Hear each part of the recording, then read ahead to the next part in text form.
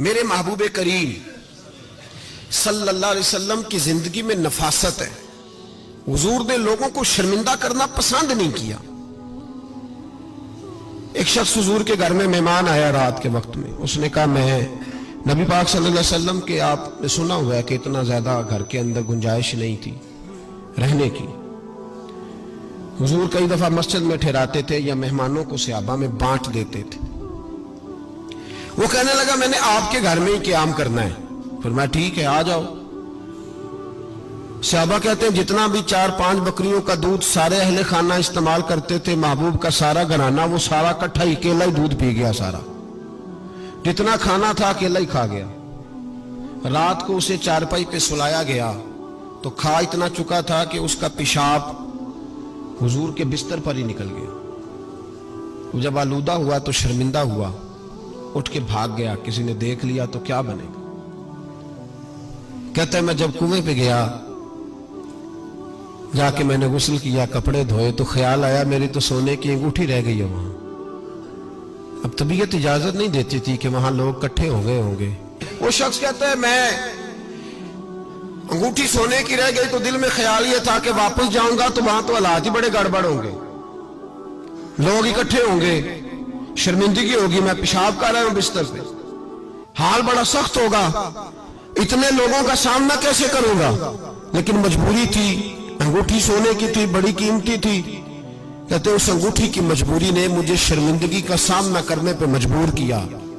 اور جب میں آ کے حضور کے کمرے کے باہر کھڑا ہوا تو وہاں تو کوئی بھی نہیں تھا. اللہ کے رسول نے بالٹی میں پانی رکھا ہوا تھا, میرے پیشاب پر پانی بہا رہے تھے. خود رسول پاک فرماتے ہیں حضور پانی بہا رہے تھے اور جب میری طرف دیکھا تو محبوب نے مسکرا کے فرمایا غسل کر لیا آپ نے. آپ کو تکلیف ہوئی, جب انسان کا معدہ کمزور ہو تو ایسی چیزیں ہو جاتی ہیں, فکر نہ کریں بیٹھے میں ناشتہ لاتا ہوں. کہتے ہیں حضور کے جملے تھے کہ طوفان تھا. وہ حضور کی گفتگو تھی کہ میرے اندر کی ہر چیز بجھاتی جا رہی تھی. تیری پہلی نظر کا وار توبہ, دل اب تک دعائیں دے رہا ہے.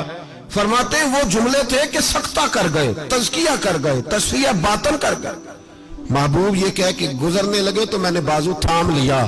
میں نے کہا محبوبہ میں زیادہ پڑھا لکھا تو نہیں, سیانا تو نہیں, زیادہ کھانے والا موٹا تازہ آدمی ہوں. حضور میں کوئی انالیسز نہیں کر سکتا, تجزیہ نگار نہیں, باریک نہیں, پر میرا موٹا دماغ بھی مان گیا ہے کہ آپ واقعی اللہ کے سچے رسول ہیں. میرا موٹا دماغ بھی مان گیا ہے کہ آپ واقعی اللہ کے. وہ گھر گیا اور قبیلے کے ایک بندے کے پاس گیا. حضرت انس بن مالک کہتے ہیں جب واپس آیا تو 500 آدمی ساتھ تھا.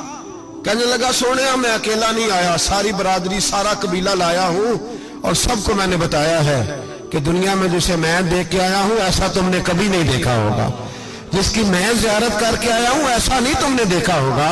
تو محبوبہ ہم سارے آئے ہیں پڑھائے کلمہ, ہم بھی آپ کے غلام بننا چاہتے ہیں. ہم شرمندہ کر کے بڑے راضی ہوتے ہیں, بڑے راضی. لوگ معافیاں مانگ رہے ہیں, منتیں کر رہے ہیں, جناب غلطی ہو گیا. تو ہوئی کیوں؟ میں تو ایسا ہوں, میں نے تو کبھی نہیں کی, میری مثال دیکھ لو. میں تو لوگ فوراً دلائل دیں گے. او بھائی کسی کو شرمندہ کر کے تجھے کیا ملے گا.